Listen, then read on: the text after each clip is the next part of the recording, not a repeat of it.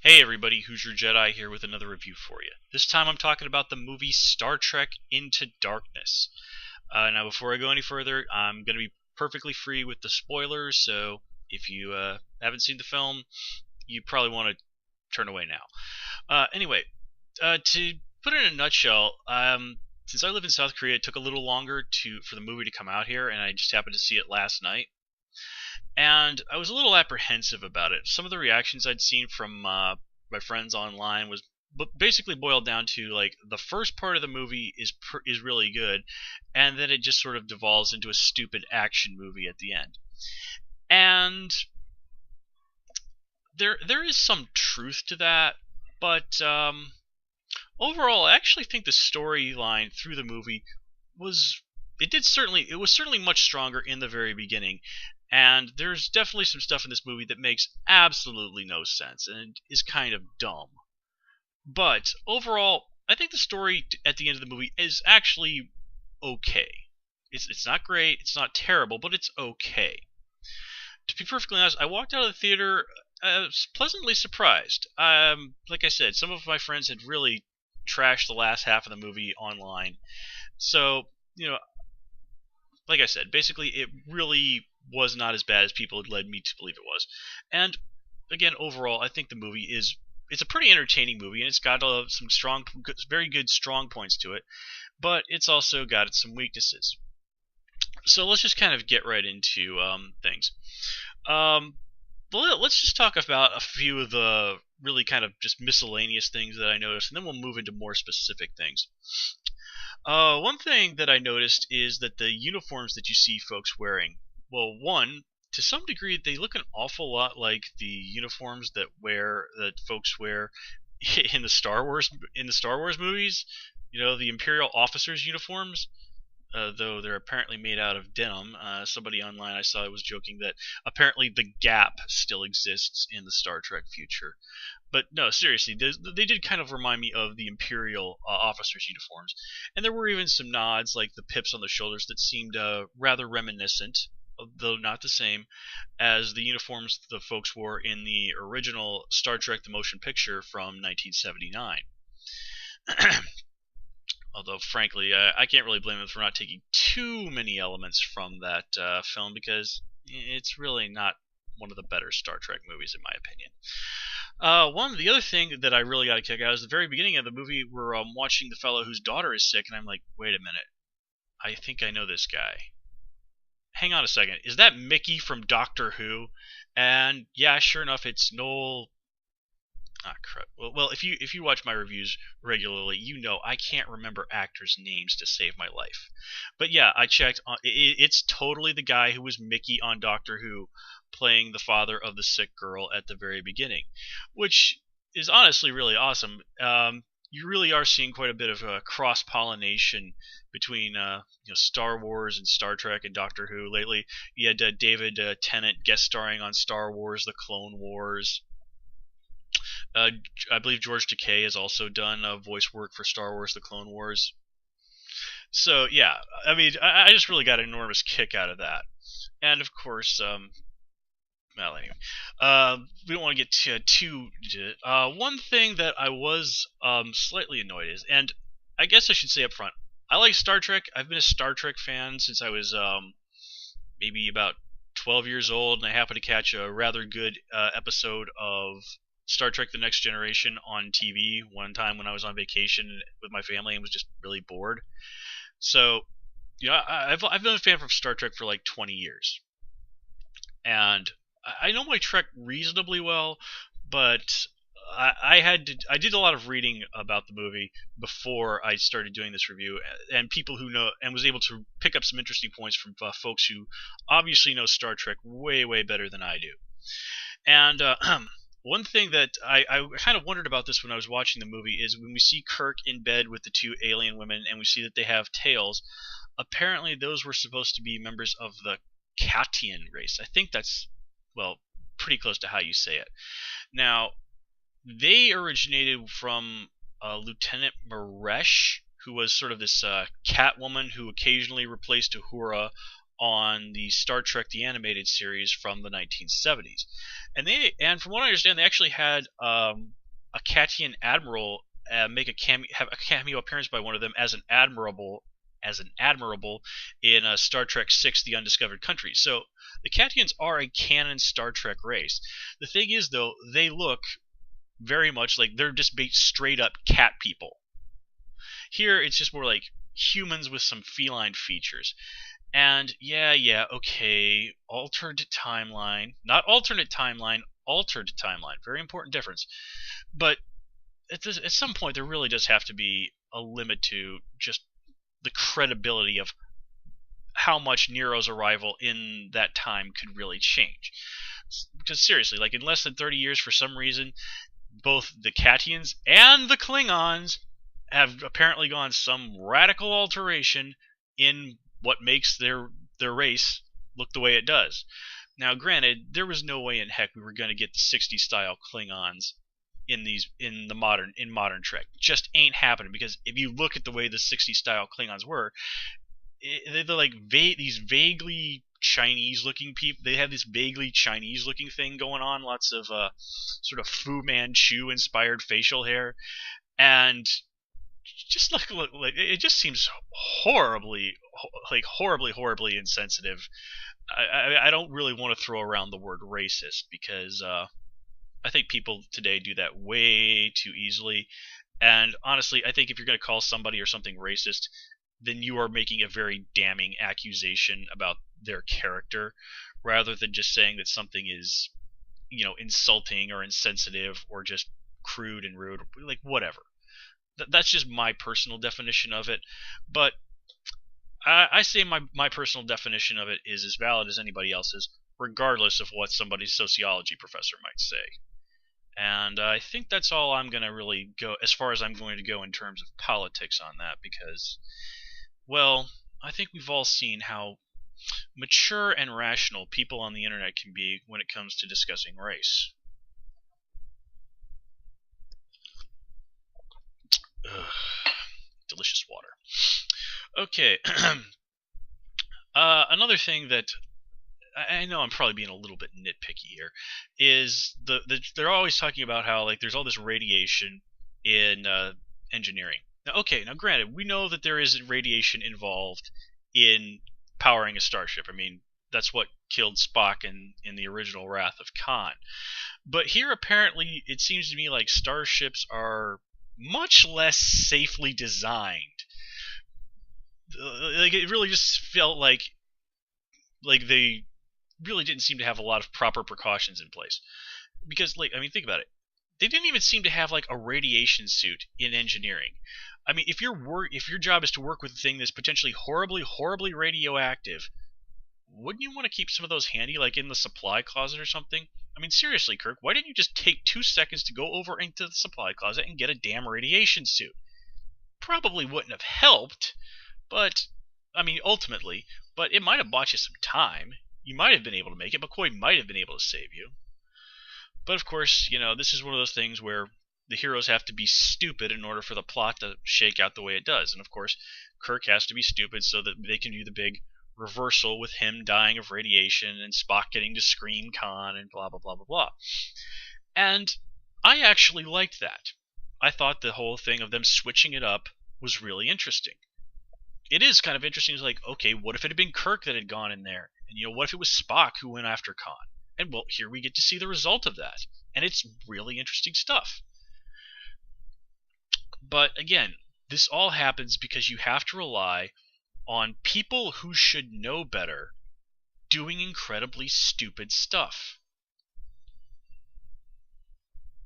I really want to add more, but I can't think of a good way to do it without just sort of repeating myself endlessly. But seriously, they should have some sort of emergency safety equipment there that Kirk could have used, and he didn't. And that's just dumb, stupid writing, and I hate when writers do that to me. If I can spot such an obvious plot hole, then you have not done your job properly. Now, one thing that I did like is that they did make use of Khan in an interesting way, in that they use him as an engineer. Now, I believe it is stated in the original episode where he first appeared, Space Seed of the original series, that Khan briefly mentions that he was an engineer. I mean, this is back when this is originally when he and Kirk first meet. And he's like trying not to let on about the whole, genetically engineered warlord who was, big on conquering the world. Well, here they really play that up with having him be the mastermind behind the new militarized Starfleet vessel. So, here it is the Vengeance that is Starfleet's Federation. Well, actually, Starfleet's just explicitly first warship. Where over in the main Star Trek timeline, the first Federation warship was the Defiant, which ended up being commanded by Captain Sisko, of course. Now, there were also some other nice nods to Khan's character. I believe it was mentioned that he was a big fan of the novel Moby Dick. And here, Khan quotes a line from that. It's something like, "It's only proper that the captain should go down with the ship." And another thing that I want to point this out before I forget is I liked can't talk is when Khan is kind of making fun of Spock. He even says to Spock, you're obsessed with rules. You can't even break a rule, much less break bones. And then at the end of it, Spock ends up breaking his arm. That was cool. Other things that I've picked up and just reading about this. One thing that I do consider a pretty serious mark against the movie is the whole scene of showing Alice Eve in her underwear for no reason whatsoever. I mean, she's a really attractive lady, but really there was just absolutely no reason to do that. And I actually was able to find that one of the guys that wrote the movie even apologized for doing that on his Twitter feed. So I'll give him credit for saying, yeah, that was pretty gratuitous and stupid, and I kind of feel bad about it. One interesting thing that I discovered while reading about this movie is that the noted voice actor Nolan North apparently plays one of Admiral Marcus's subordinates in this. Now, like I said, Nolan North is a voice actor with a lot of really great credits under his belt. He's probably best known as the voice of Nathan Drake in the Uncharted games. He was the voice of both Superboy and Superman on the lamentedly recently canceled Young Justice cartoon. And he was the voice of the male Jedi Consular in the game Star Wars The Old Republic. And male Jedi Consular is actually my favorite character that I have ever. I play Old Republic, and my male Jedi Consular is my absolute favorite character so far that I've played. So yeah, really cool to see him here. And again, kind of feeding back into the whole cross pollination, because we've got actors with both Star Trek, Star Wars, and Doctor Who on their resume in this movie. Yeah, that's really cool. Anyway, to get into the meat of things a little bit more, we start things off with a really good example of the whole point of the Prime Directive. Now, there is a huge amount that can be said about the Prime Directive in the Star Trek universe. And if you really want to see a nice video of that, a fella Chuck, this guy named Chuck, who runs this really great website, sfdebris.com. And he does these video reviews of a lot of stuff like Doctor Who, Star Trek, Star Wars, and he's excellent at it. He is absolutely one of the best reviewers I have ever seen online, and he was one of the guys who sort of inspired me to kind of get into doing movie reviews and my other YouTube reviews. Anyway, he did this whole real video where he talks about the various implications of the Prime Directive and the way that it's carried out in the Star Trek universe. And it's very much, if you're into that sort of thing, worth dropping by his website and hunting that video up. But anyway, the main point that he makes is that at the beginning, in the early days of Star Trek, in the days of Kirk as a young guy, the Prime Directive is kind of a guideline. It's not this monolithic thing. It's basically just there to make sure that people like from the advanced races don't go around and screw around with the culture of less advanced people just for their own benefit. And here we see a prime example of why the Prime Directive is a good idea. By the end of it, because, he was being stupid, Kirk has completely altered the destiny of this species. I mean, you literally see them abandon their old religion and start worshiping the Enterprise. I mean, this is a clear-cut example of just why this is totally, the Prime Directive is a good thing. But what Kirk was doing was using the advanced technology of Starfleet to save these people from extinction.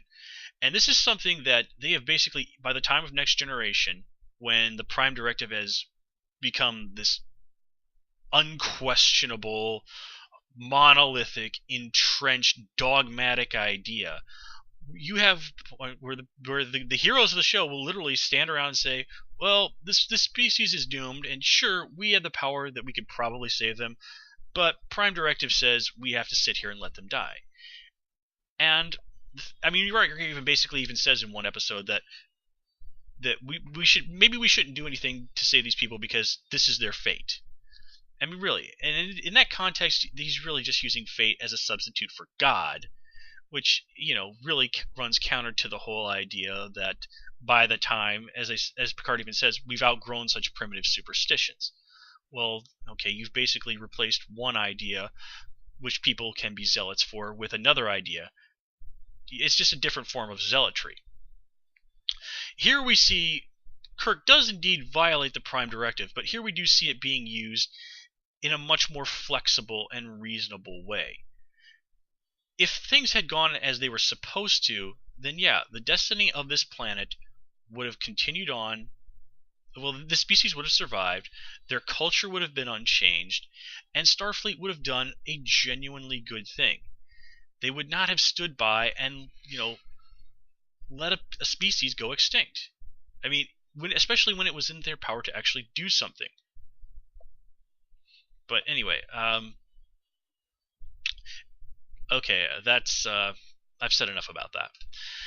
So let's kind of get more into the actual plot of all this. And of course, that whole thing leads to Kirk getting busted down to first officer, and we get some really nice scenes between him and Pike, which of course is a nice setup for Pike getting killed by Khan!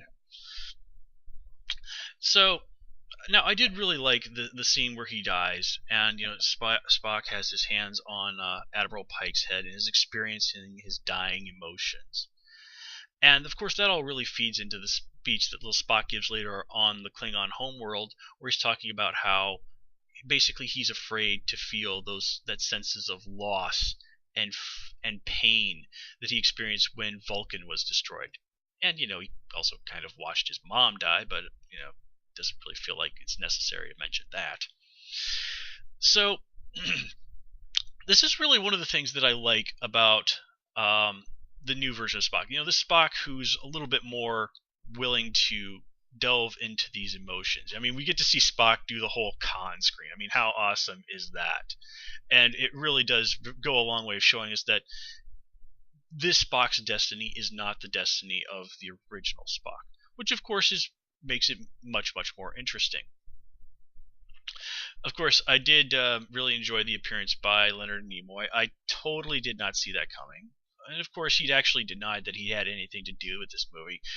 But a lot of the people in this movie have done some serious lying as to what was going on. And, you know, everybody's always constantly denying that Khan was going to be in the movie. In fact, I think during the production, somebody even made a phony leak that the movie's villain was actually going to be Gary Mitchell. And of course, we all know how that turned out to be true. And you know what? Honestly, I don't mind. I don't really mind when creators do that, because you don't. I'm one of those people that hates spoilers. I want to go in the movie. I want to be surprised by what happens. And I was genuinely surprised by quite a lot of stuff that happened in this movie. But anyway, let's kind of get right into what's going on with the characters some more. And I suppose since we brought him up, let's start with Spock. And one thing that I like about the new Star Trek movies is that it's very, very, very clear that they consider these movies to be about Kirk and Spock. Now, the last movie was really getting everybody together, getting them to form those initial bonds, getting them to genuinely start becoming friends, become a crew. And here we see all of that tested. Like, what would you be willing? Would you be willing to? It's all about what would you be willing to do? Wouldn't you be willing to do anything to protect your family? Kirk takes a serious hit to his career, violates the Prime Directive in order to save Spock. And here Spock just really abandons all Vulcan logic and goes out on this roaring rampage of I'm gonna freaking kill Khan for what he's done to my friend. Again, having to let go of so much of what it is that he considers a part of himself in order to achieve that. But the journey of it is, at the end, and Spock even says it is because I am your friend, or you are my friend. And he refers to Kirk as Jim. Now, if you watch the old Star Trek movies, it was pretty routine for Spock to refer to Kirk as Jim under informal circumstances.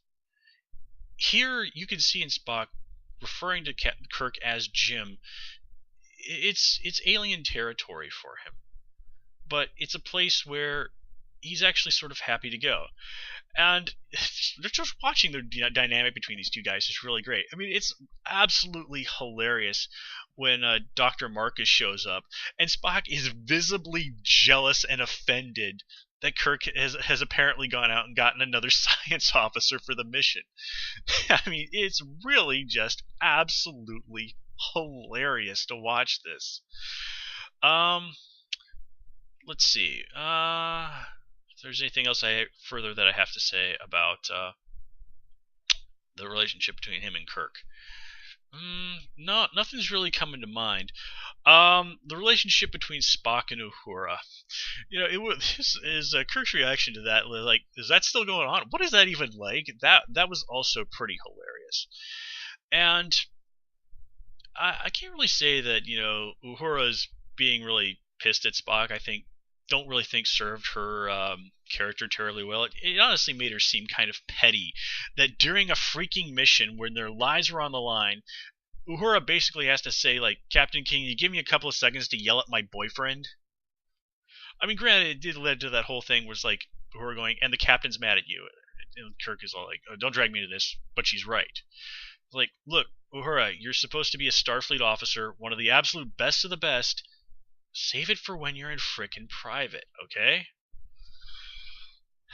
Now, I will give them credit that they do seem to be trying to do better by Uhura in this movie. She goes out there and she's like, no, I can do this. I can talk to the Klingons. And of course, this isn't sort of a way of dealing with the fact that in one of the later movies in the original series, Uhura could not speak Klingon, and that led to an admittedly hilarious scene, but it really never made sense that somebody like Uhura would not speak Klingon fluently. And Michelle Nichols has even said that she kind of thought that was pretty much BS. So here, very much, Uhura clearly does speak Klingon, even though, and probably as a little bit nod to what happened in the original timeline, she did say it's a little rusty. So that was good. What isn't good is later on they really try and do some action girl stuff with her when they send her as Spock's backup. Now let's stop and think about this for a minute. Of everybody on the Enterprise that you could send to back Spock up in a fight with a genetically engineered Superman, you choose to basically give the communication officer a phaser and send her. The communications officer. Look, I know the Enterprise is in really bad shape, but isn't there some security guy you could have sent? In fact, why did you only send one person? I mean, seriously, could you not have rounded up 3 of the security guys? Guys who are trained, have specific intensive training in combat situations. Giving them a couple of phaser rifles or something, and maybe some body armor. Martial arts really does dick against people who are wearing armor. And sent them to help Spock out? But no, we have to send the communications officer. I mean, that's just dumb. That's almost as dumb as putting Chekhov in charge of engineering. Now, granted, your chief engineer has quit. The number 2 guy in engineering has also quit. But you know who's probably more qualified to be the new chief engineer than Chekhov? Pretty much anybody who actually majored in engineering at Starfleet Academy. Put the number 3 guy in engineering in charge, Find something else for Chekhov to do, like fly the frickin' ship. You know, his actual job. I mean, granted, Sulu's perfectly good at that, but you have to have Sulu, you know, kind of be there so he can have his badass moment of talking to Khan. Because, dude, Sulu is freaking awesome. And of course, this is all that stuff with Sulu is a big nod to him later ultimately becoming a very well respected captain in the original timeline, and just the fact that out in real life, George Takei is freaking awesome, awesome, awesome. I mean, seriously, the dude is awesome and hilarious, and I love the guy. But still, nice moment for Sulu. And one that decidedly did not seem like they were kind of dipping into stereotypes by having him get into a sword fight. Yeah.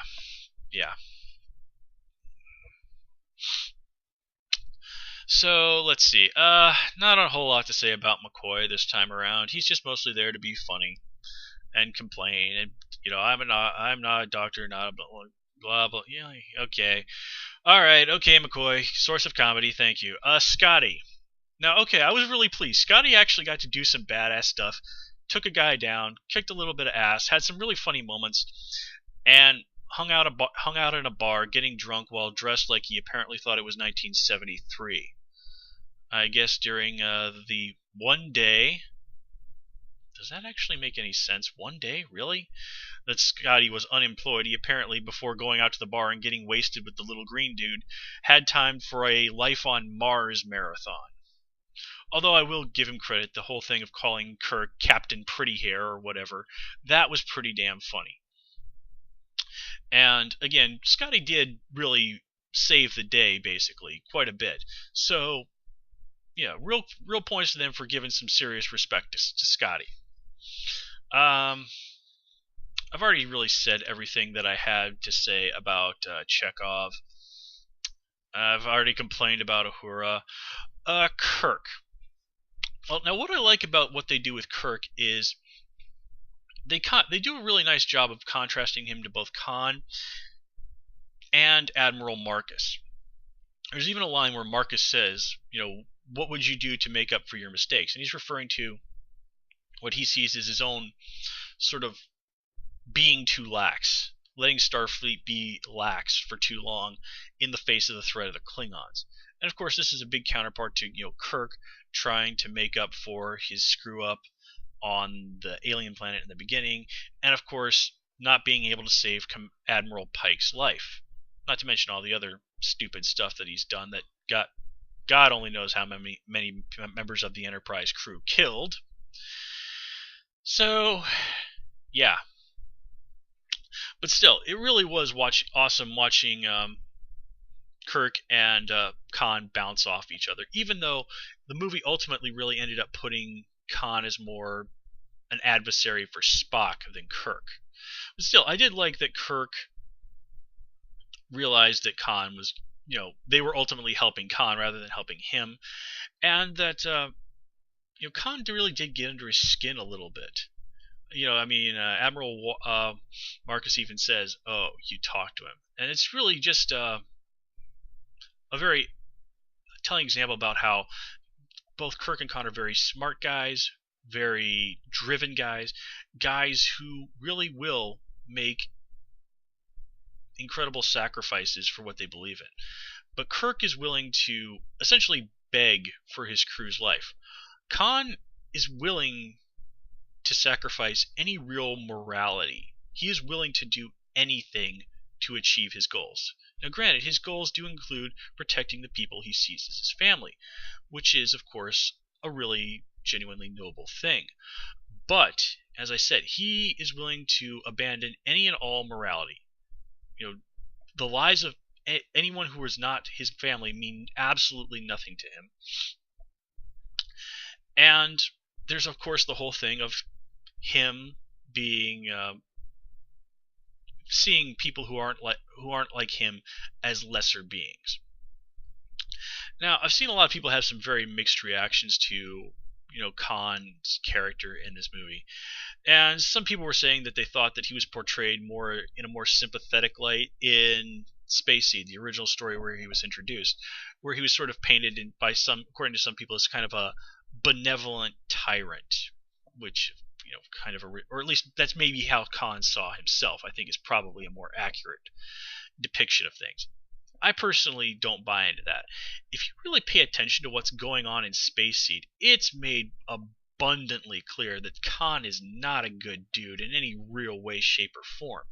Now, granted, his willingness to want to protect the people he considers his family are there, but there's this subplot of one of the women on the Enterprise, you know, very falling for Khan, and just seeing that relationship is just insanely disturbing. It feels like some really heavy-handed, made-for-TV movie about abusive relationships.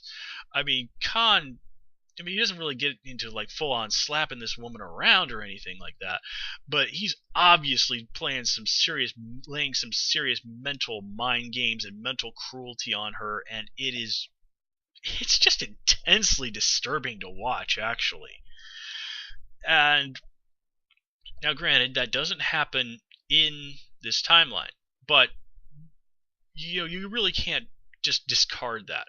And do keep in mind that Khan was a warlord back in the old days. I mean, one thing that really annoyed me is they never flat out even used the words the eugenics war. The eugenics war, which are a firmly established thing in Star Trek lore, going all the way back to the original series. In fact, Space Seed is where the eugenics wars were first mentioned. Now, granted, I can understand them not wanting to hit people who really aren't that familiar with Star Trek with a lot of heavy canon from that series. But I don't know. This is something I think really need to be explained much better. The main problem I have with that all really is that the genetically augmented humans weren't out to go out and exterminate the non-augmented people. They basically just really wanted to set themselves up as the ruling class and have the non-augmented people, you know, under them as servants. You know, basically they wanted to establish a sort of, you know, genetic feudalism, basically. But here Khan is, I mean, Spock basically says, you know, if we let you go, you and your friends are just going to go out there and go around and start exterminating anybody that you consider to be inferior to yourselves, which of course includes all regular humans and presumably non-augmented aliens as well. And Khan doesn't deny this. But then again, you can also make the case that Khan probably doesn't really give a damn what Spock thinks of him, and whatever his plans are, it definitely includes killing a hell of a lot of Starfleet people. I mean, people have said that there was no reason for, once he thought that he had his people back, for Khan to actually kill the Enterprise crew. They were in no position to follow him or offer up any real threat. And that's true. But let's look at what Khan's doing. He's got a serious mad-on to make Starfleet pay. Now, especially Section 31, but he basically seems to have decided that anybody who's Starfleet is fair game. At the end of the movie, he even basically is trying to crash the Vengeance into Starfleet headquarters, regardless of how much of San Francisco it's going to destroy in the process. So, I don't really buy that. I think Khan was perfectly willing to kill anybody who was Starfleet. And again, this just really shows that, you know, Khan really does not have a whole lot of redeeming qualities going on, but he is an intensely interesting and capable villain. I mean, Spock Prime even excuse me.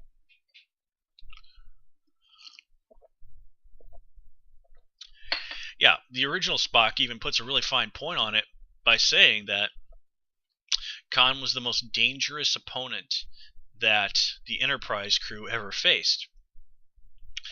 And he even kind of goes back a little and is like, oh, I'm not going to tell you anything that could alter your destiny, as soon as he sort of realizes that this is Khan they're dealing with. And to be perfectly fair, if there was anything that should be an exception to that, it's Khan.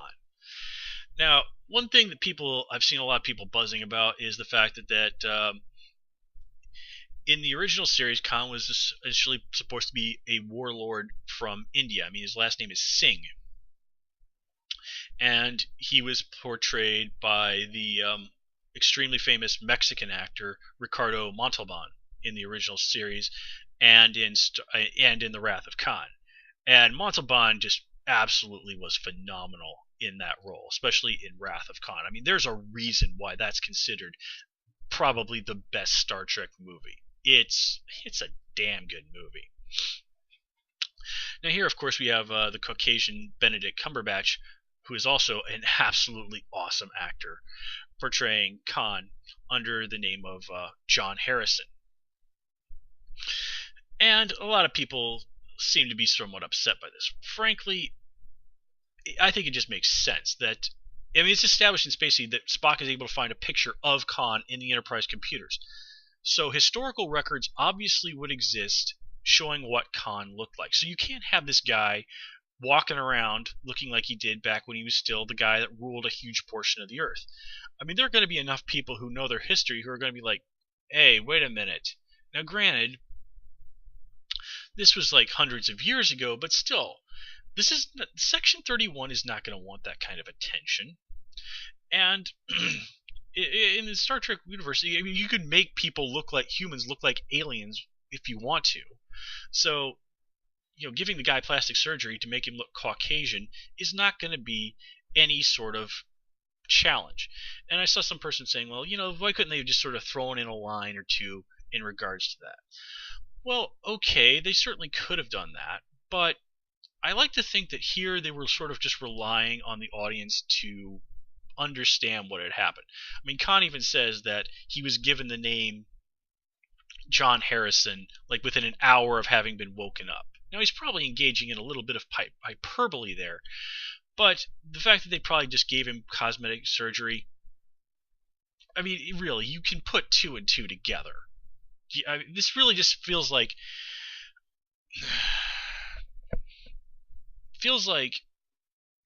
honestly, to put it bluntly, it feels like people really feeling like they either needed their hands held to have every little detail of what's going on explained, or they just felt like enough, like some sort of offhand line was needed to allay the fears that this casting Cumberbatch was somehow racist. Look, again, I don't want to get into the whole politics and sociology aspect of that. All right, it's just so wearisome how people just cannot act like mature adults about this sort of thing. Okay, first of all, their first choice to play Khan was in fact Benicio del Toro, but it just didn't work out with him, which is a real shame. Benicio del Toro is a really good actor. In fact, he's the co-star of my favorite movie of all time, which is Fear and Loathing in Las Vegas. But again, there's a perfectly reasonable explanation as to why Khan might not look like a dark-skinned person if you just think about what's going on for 2 seconds. And seriously, is anybody going to deny that Benedict Cumberbatch is absolutely awesome in this role? And also, if they had gone for, I think, a more dark-skinned actor, then it really would have, in a lot of people's mind, like, oh yeah, whatever they're going to call this guy, he's going to turn out to be Khan. By going with a Caucasian actor, it makes the question mark more able to endure. They were able to keep that mystery going much better in the lead up to the movie. So, frankly, I don't have any problems with this. Let me see here. I don't really have a huge amount to say about Admiral Marcus. I did enjoy the fact that he was, of course, played by Peter Weller intensely. Peter Weller, best known as RoboCop. This is not his first dance in Star Trek. He actually did appear as a genocidal bad guy in an episode of Star Trek Enterprise. Now, if I remember correctly, he did have a counterpart, I think, in the original Trek universe, who was not exactly a good guy, but far less like this. Far more maybe misguided. I might be getting it mixed up with somebody else. Now his whole plan of starting this war with the Klingons, that seems very reminiscent of Admiral Cartwright from Star Trek VI: The Undiscovered Country. Uh, Actually, one thing that I did like was in reference to Star Trek VI was we do get to see the Klingon moon of Praxis, and it's obviously been seriously destroyed or heavily damaged. So it would seem that the mining accident that messed up that moon happened much earlier in the timeline. And of course, that also explains why Kronos, the Klingon homeworld, is apparently in such bad shape. If you are really familiar with the lore of Star Trek, and I had to have another fan point this out, the province where they say that he's hiding out, Harrison, is supposed to have a population of 0. Well, in the main timeline, though, that province is specifically mentioned, I believe it was on Deep Space Nine, by General Martok as the place where he grew up. So, yeah, the Klingon homeworld is a heavily altered place in this timeline. So, it's much more subtle, but the Klingons are clearly coming from a much different place than they were in the main timeline. And I think Admiral Marcus even mentioned that the Klingons had been expanding, and if their homeworld is as horribly messed up as it is, then yeah, that makes sense that the Klingons would want to expand. They're probably in pretty bad straits with their homeworld seriously devastated like that. So yeah, I think there might be sowing the seeds in the next movie for a larger role for the Klingons. I know the Klingons were kind of really hyped about being in this movie, and all we really ever see is the Klingon patrol, who get pretty much single-handedly destroyed by Khan. In admittedly a very, very badass scene, which ultimately led to the rather hilarious scene of Kirk repeatedly punching Khan in the face and Khan mostly just looking confused. I swear, I think that is the funniest moment in the entire movie in my book. Let's see. I'm just sort of running over everything in my head. Honestly, there's probably, if I really stop and think about it, a lot more I could say about this movie. But I've been talking for about 45 minutes here, so I think that's probably about as much as I can reasonably expect anybody to go along with this. So I'm going to start wrapping this up. Now, overall, as I said, there are some really serious plot holes and some moments in this movie that are just dumb. But overall, it's a pretty good movie. It starts off very strong. There's a lot of really good actors in this movie. There's a lot of funny stuff. There's some really sad stuff. You can see genuine parallels between Kirk and Marcus and Khan. Spock undergoes some really nice character growth. We get to see the Prime Directive highlighted in an important and interesting way. The main thing that I really think that bothers me about this is, one, the criticism of the last part of the movie being a kind of a dumb action movie is somewhat valid. And I have to say that as a pretty long time fan of Star Trek, I do miss the more philosophical aspects of the Star Trek series. The Star Trek was always kind of great that it wasn't really afraid to stop and be philosophical, and that's what made so much of it great storytelling.